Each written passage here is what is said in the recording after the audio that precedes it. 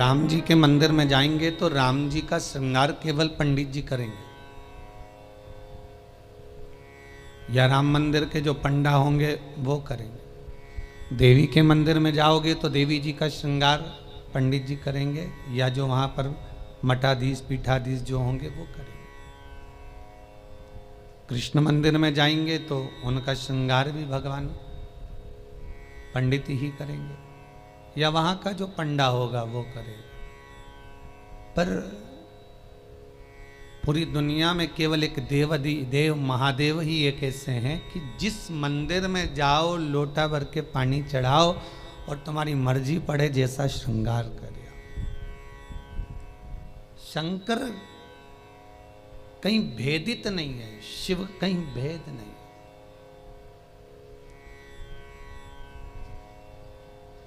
और बड़ी एकाग्रता, बड़ा चिंतन, बड़ा मनन शिव का हो।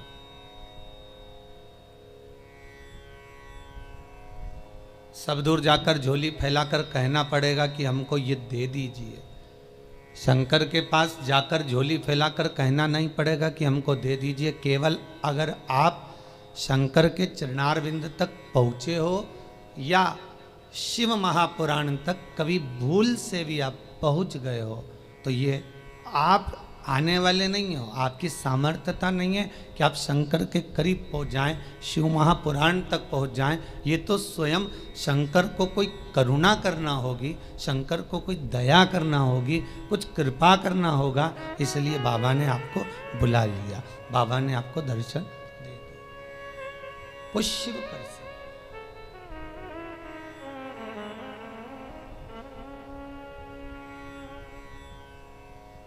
शंकर के दरवाजे पर जाकर अब कुछ मांगना भी मत, वो तो खुद दे देगा।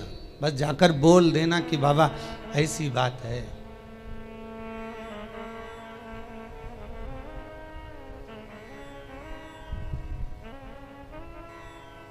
कल इंदौर से एक भैया आए थे, उन्होंने माइक लेकर बोला था, ध्यान होगा कि उन्होंने माइक लेकर उसको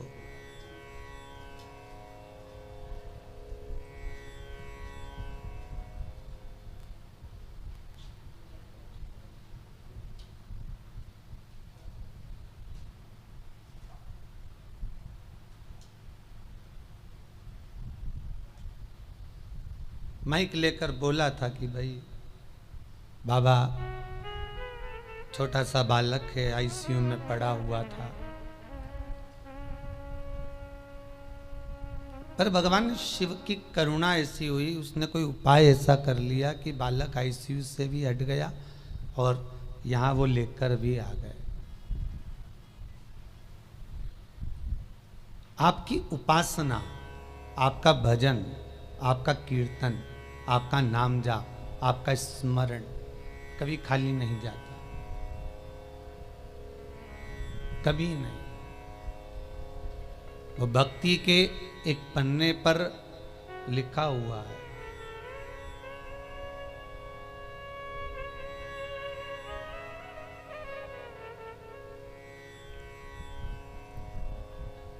देवराज नामक का ब्राह्मण शिव महापुराण की कथा कहती है। 24,000 श्लोक इस शिव पुराण में है, 12 खंड हैं, 7 संहिता है। उसमें देवराज का जो चरित्र है, जो देवराज पहले तो सत्कर्मी था, भजनावली था, भगवान की भक्ति में डूबा हुआ था, भगवान का स्मरण में डूबा हुआ था, भगवत नाम में डूबा हुआ था। पर वही देवराज भगवत कर्म से वंचित हो गया केवल संगत के कारण। निवेदन है, ताली, थाली और प्याली, ये 3 मित्र मनुष्य को बर्बाद कर देते हैं।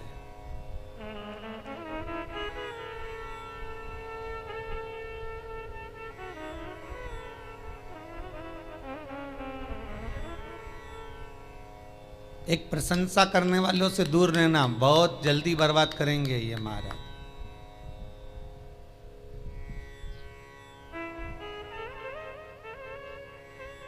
बहुत जल्दी हरा सकते हैं आपको। फिर थाली मित्र होटल में खिलाने वालों से सावधान रहना, पहले अपना पैसा खर्च करके तुम्हें खिलाएंगे, फिर पूरा चूना तुमको लगा जाएंगे। तीसरा है प्याली मित्र। मित्र को पीना याद नहीं, अपने पैसे से पीना सिखाएंगे, फिर उसके पैसे से पूरी जिंदगी पिएंगे। ताली, थाली, प्याली, ये तीन मित्र बर्बाद करने वाले हैं। इन मित्रों से बचना बहुत कठिन है महाराज, बहुत कठिन। और अभी जो समय चल रहा है, कलयुग का जो प्रथम चरण चल रहा है, इसमें अगर कोई अच्छा बताने वाला होगा ना, रोकने वाला होगा ना, सतमार्ग बताने वाला होगा, कोई आपको गलत मार्ग से हटाने वाला होगा, तो वो बुरा लगता है।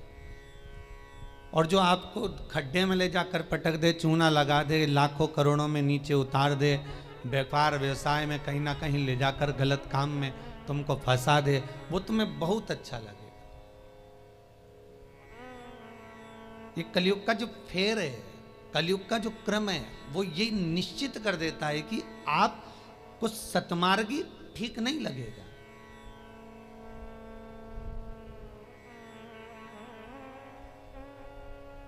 इस व्यासपीठ से कितने उपाय बताए जाते हैं, हर चीज का उपाय है और लोग कर भी रहे हैं और फायदा भी है, पर उस उपाय को कई लोग ऐसे हैं कि करते ही नहीं है। फिर किसी ज्योतिषाचार्य के पास पहुंचे, फिर किसी कहीं जाकर पूछ लिया, कहीं बाबा जोगी आ रहे होंगे उनके पास पहुंच गए, किसी का सिर घूम रहा होगा, माँ गेहूँ दाना लेके पहुंच गए, कहीं नारियल लेके पहुंच गए, फिर उनसे जाकर पूछेंगे, बताओ माता जी, बताओ पिताजी, हमको ये हो गया, हमको वो हो गया, और माता जी पिताजी बस तुमसे धन लूट सकते हैं। बताएं क्या? जो शिव है नजदीक में, जो शंकर है करीब में, जो शिव विराजमान है तुम्हारे भीतर, स्वयं जिसकी आराधना राम कर रहे हैं, जिसकी आराधना कृष्ण कर रहे हैं, जिसकी आराधना देवी कर रही है, दत्त कर रहे हैं, और सारे मंडल, नवग्रह, 16 मातृका, पंचलोकपाल, जितने भी देव हैं, 33 कोटि देवता जिसकी आराधना कर रहे हैं, वो शंकर की आराधना करने में अपना क्या जाता है?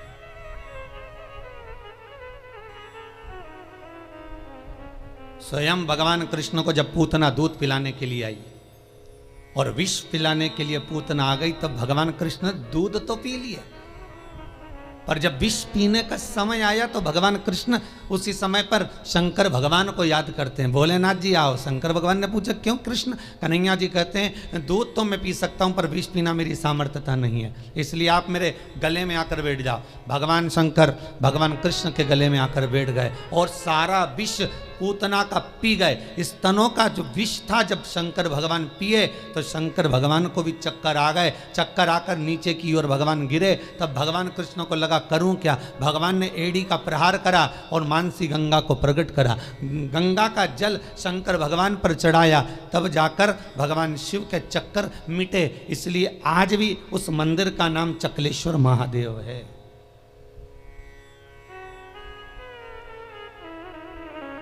गोवर्धन नाथ जी की परिक्रमा में पड़ता है चकलेश्वर महादेव।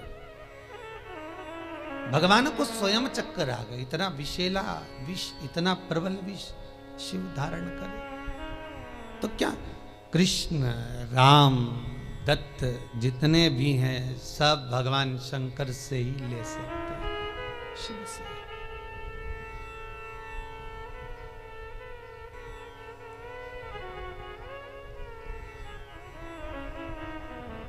और कभी खजाना कम ना होता उसके दरवाजे का, वो लुटाता रहता है। अंबारियों में लुटाया उसने।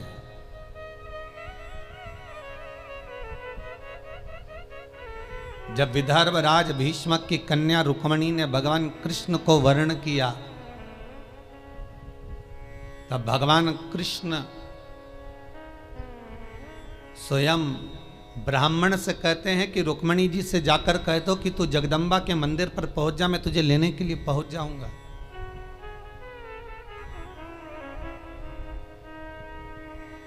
क्योंकि भगवान कृष्ण जानते हैं एक शंकर का मंदिर और एक देवी का मंदिर, ये दो मंदिर के दरवाजे कभी बंद नहीं होते, कभी बंद नहीं। देवी मां है, मां अगर रात को भी सो रही है और बच्चे की आहट सुनाई दे जाए तो मां जाग जाती है। माता का दरबार, माता का मंदिर कभी बंद नहीं होता। हाँ, माता जी का श्रृंगार वगैरह थोड़ा बहुत करना हो तो भले थोड़ी देर बंद कर दे, पर माता का मंदिर बंद नहीं होता। कभी जाना वैष्णो देवी, रात भर दर्शन चलते हैं। कभी जाना देवास की टेकरी, रात भर दर्शन चलते हैं। कभी जाना मैयर, कभी बिजासन। तुम जितने देवी के मंदिर में जाओगे, चाहे मनसा जाओ, कामाख्या जाओ, चाहे चिंतपूर्णी, नैना, ज्वाला, सारे मंदिरों में रात भर दर्शन होते हैं। क्यों? क्योंकि माँ अपने बच्चों को जागता हुआ देखती है तो माँ सो नहीं सकती। एक जगदम्बा और एक शंकर। शंकर का मंदिर भी कभी बंद, हाँ ये चोरों से बचाने के लिए भले मंदिर में ताला लगा दिया जाए, पर शिव का मंदिर भी बंद नहीं होता। तो शंकर का मंदिर क्यों नहीं बंद होता? तो शंकर भगवान की कथा कहती है क्योंकि शंकर शमशान में निवास करते हैं। शमशान का गेट काहे को बंद करेंगे? वहां कौन आ रहा है? वहां तो कभी भी आ सकते।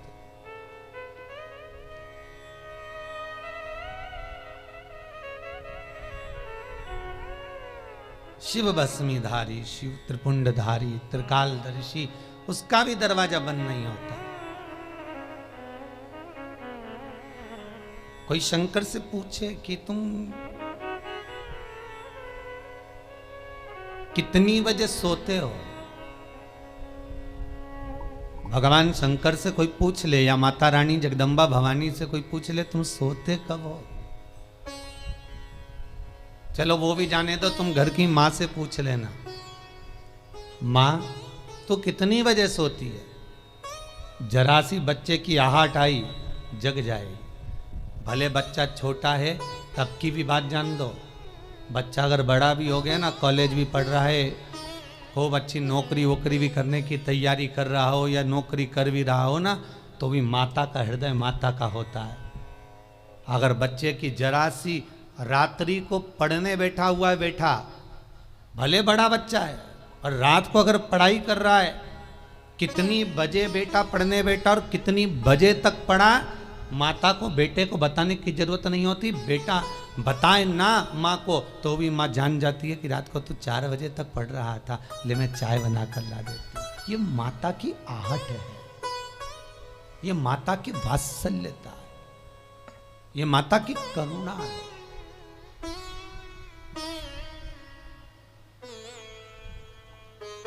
और बेटे का यदि मुख उतरा हुआ हो तो माँ जान जाती है कि आज कोई बात है, पूछेगी क्या हुआ, कुछ नहीं, कुछ तो है। अगर बच्चा उस दिन नहीं बताएगा तो 2 दिन बाद मालूम पड़ जाएगा, पर माता को मालूम पड़ेगा। मेरी माँ जगतजननी जगदम्बा दुर्गा भवानी से कोई पूछे कि तुम सोती कब हो, कोई शंकर त्रिकालदर्शी कैलाशी अविनाशी से पूछे तुम सोते कब हो, तुम विश्राम कब करते हो, तुम्हें निंद्रा कब आती है। भगवान ब्रह्मा को एक क्षण की निंद्रा आई और वेद हाथ से खसक गए। हयग्रीवा ने वेद ले लिए, तब भगवान तुरंत पधार कर वेद ला कर दिए।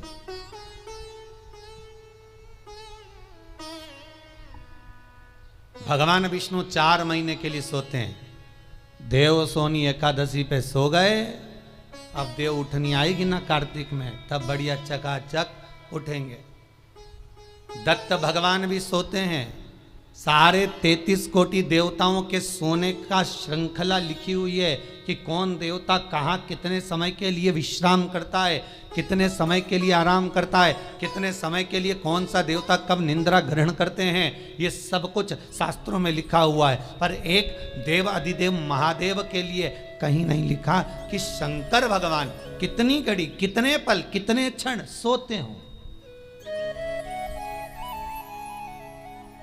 एक शिव के लिए और एक जगत जननी जगदम्बा अम्बा माता पार्वती के लिए कहीं नहीं लिखा कि ये सोते हो। गणेश जी का भी विश्राम लिखा है कि गणेश जी भी विश्राम करते हैं। कार्तिकेय का विश्राम लिखा है, कार्तिकेय विश्राम करते हैं। शंकर भगवान की कन्याएं जया, विषहरा, शामरीवारी, दोतली, देव, इनका भी लिखा है, इनका भी वर्णन लिखा है। जया, विषहरा, शामरीवारी, दोतली और देव, ये पांचों कन्या शाम को ठीक प्रदोष काल के समय पर विश्राम ले लेती है। इसलिए प्रदोष काल के समय, जैसे सूर्य अस्त होने का जब समय आने लगता है, प्रदोष काल जब आने लगता है, तब शंकर जी के ऊपर जो जलाधारी लगी रहती है, जिसमें से बूंद बूंद पानी गिरता है, वो जलाधारी को हटा दिया जाता है।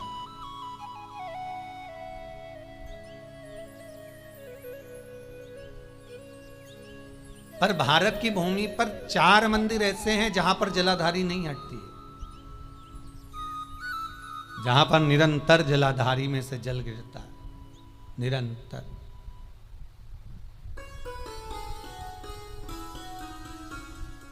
प्रदोष काल के समय जया, विषहरा, शामरीवारी, दोतली जो शंकर भगवान की कन्या है, ये भी विश्राम कर लेती है। अशोक सुंदरी, शिव की पुत्री, ये भी विश्राम कर लेती। पर अगर विश्राम नहीं करते तो शिव, किसी ने पूछा सारी दुनिया आराम करती है, आप विश्राम करते हो, क्या मतलब है ये? शंकर भगवान कहते हैं मेरे कंठ पर भरा है विष, दिन भर लेता हूं राम का नाम, दोनों को मिला दो तो हो गया विश्राम।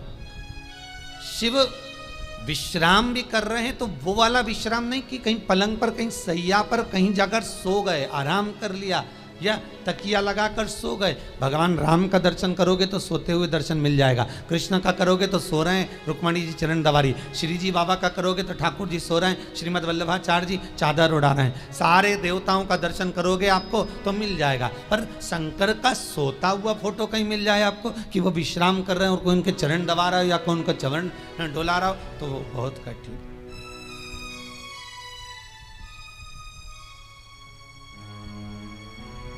बेटा यदि पुकारे,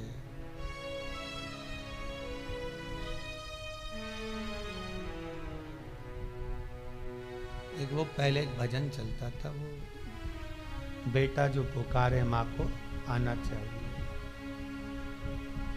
ऐसा कुछ था उसमें। बेटा जो बुलाए माँ को आना चाहिए।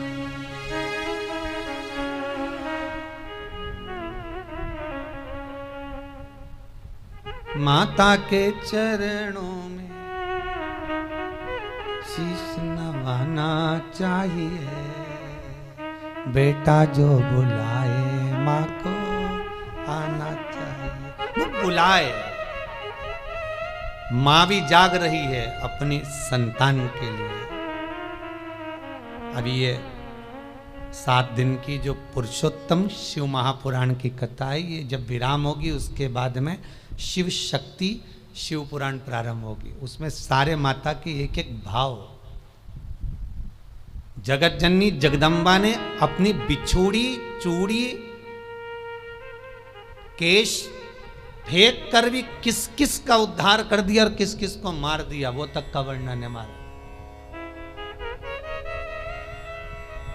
नवरात्र में अपन सुनेंगे कथा।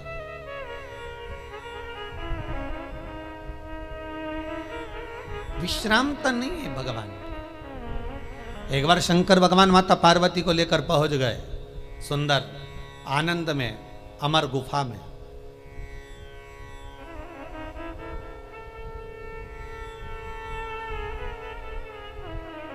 जिस अमर गुफा में शंकर पार्वती जी को अमर कथा सुना है, केवल पार्वती को नहीं, केवल माता पार्वती को अमर कथा नहीं सुनाई है भगवान शंकर ने अमर गुफा में। भगवान के साथ में पार्वती के जितने अवतार हुए, कमला बनी, तारा बनी, धूमा बनी, बगला बनी, मातंगी बनी, मनसा बनी, नैना बनी, चिंतपूर्णी, ब्रह्मचारिणी, कुष्मांडा, कल्याणी, जितने भगवान के अवतार हुए। शंकर जी की शादी कितने बार हुई है? 51 बार। और ये पार्वती के साथ में 52वें नंबर की शादी है।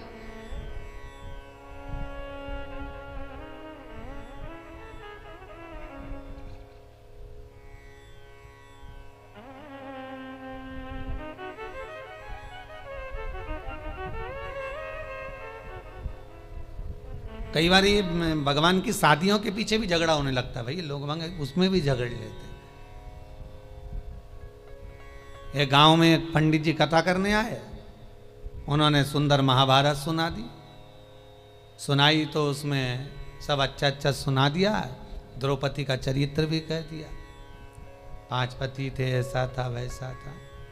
इतने में पंडित जी जाने लगे कि आज महाभारत समापन हो गई, चलो सब दूर से दक्षिणा इकट्ठी कर लाऊं, जजमान के घर जाऊं। पटेल साहब क्या गए, पटेल साहब राम राम। पटेल साहब बोले सीताराम जी। आओ पंडित जी बैठो। अब पंडित जी तो बैठ गए, खटिया लगा दी, पटलन गोबर से लीप रही थी, पटेल साहब बैठे थे, हुक्का धुन रहे थे। हुक्का धुनते धुनते बोले, पंडित जी तुमने कई कथा सुनाई महाराज, हमारा मन चोखा कर दिया, हमारा मन चोखा कर दिया, पर जय कथा तुम पहले सुना देते ना, तुम्हारी जिंदगी संवर जाती। तो पंडित जी ने हाथ जोड़ के कहा, पटेल साहब ऐसा क्या कथा में से ले लिया तुमने?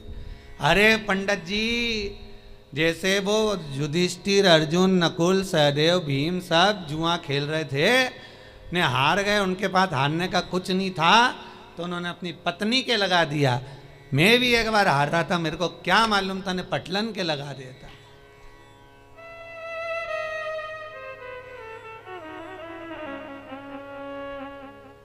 अब तो पटलन गोबर लीपती लीपती उठ के खड़ी हुई, इतना सारा घूंघट करके बोली, पंडित जी सही में इतनी चोखी कथा सुनाई तुमने पंडित जी, जिसका वर्णन नहीं है, पर जय कथा तुम पहले कह देते नहीं, तुम्हारी जिंदगी संवर जाती। द्रौपदी के 5 पति जैसी मैं भी करके लिया थी। अब तो पंडित जी ने तो झोला बिस्तर सब बंद करके जाने लगे, दक्षिणा जाए चूल्हा में, अपन तो चलो, यह तो दंगा महाभारत चालू हो गया। तो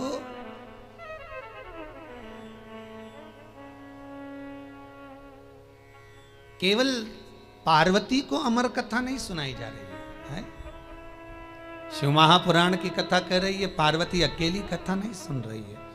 पहले जितने भगवान शंकर के साथ में पार्वती के अवतार हुए हैं, जन्म हुए हैं, हर जन्म में पार्वती शिव के साथ अमर गुफा में कथा श्रवण करने के लिए गई। हर अवतार में, चाहे उमा हो, महेश हो, हर अवतार।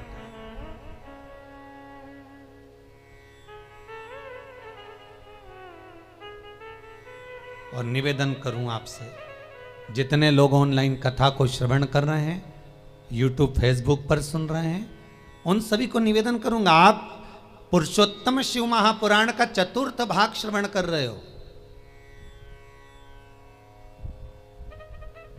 ये 4th भाग का पहला दिन है।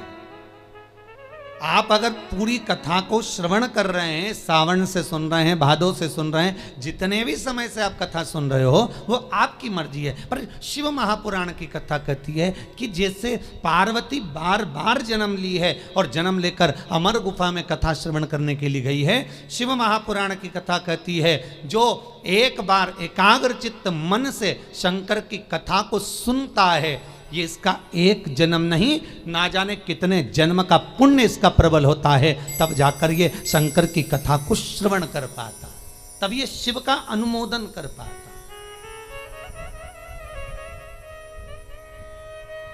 कितने जन्म, 84 लाख योनियों में 20 लाख योनि तो ये पेड़ पौधे की है। कभी गुलाब का पौधा, कभी गेंदा का फूल, कभी गोभी का पौधा, कभी कद्दू का, कभी लौकी का, कभी भिंडी का, कभी दूबा, कभी घास, कभी खाकरा, कभी आम, कभी आंवला। इसका भी क्रम समझ लेना। छोटे से छोटे नल्ली के पास में बने हुए कीट से लेकर आंवले का वृक्ष, बड़ का वृक्ष, पीपल का वृक्ष जब तक पहुंचते हैं, समझ लो कई योनियां तो हमने काट चुके हैं। ये आंवले का पौधा देखो, कहीं तुलसी का पौधा देखो, कहीं बड़ का पौधा देखो, तो समझ लेना इनकी 20 लाख योनियों में से कम 18 लाख योनि ये काट लिए, तब जाकर ये पीपल और बड़ और आंवला बने।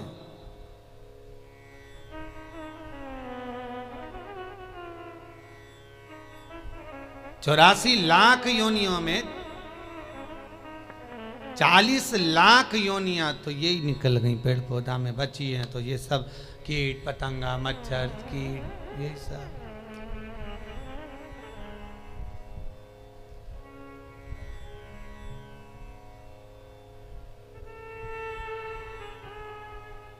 अब एक ये कोरोना महामारी हो गई, ये 84 लाख योनि में नहीं है, ये कहीं अलग से ही आ गई। ये जो जीव जंतु है,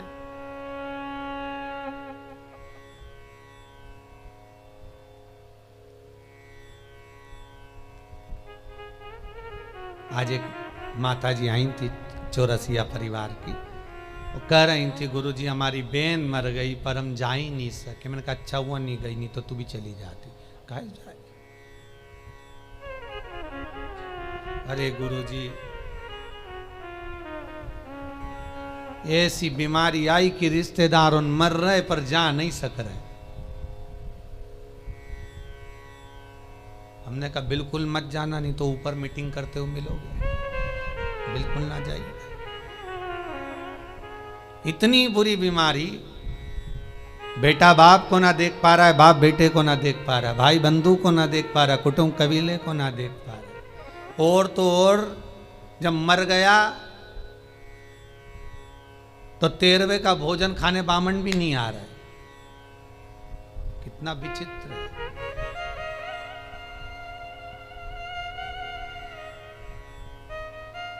सोचा 12वें का भोजन करा दे, ब्राह्मणों को बुला ले, ब्राह्मणों ने पूछ ले भैया ये बताओ कैसे निपटा, तो के कोरोना में, तो के भैया रहने दे, तू तो दादा छोड़। बड़ी विचित्र बीमारी।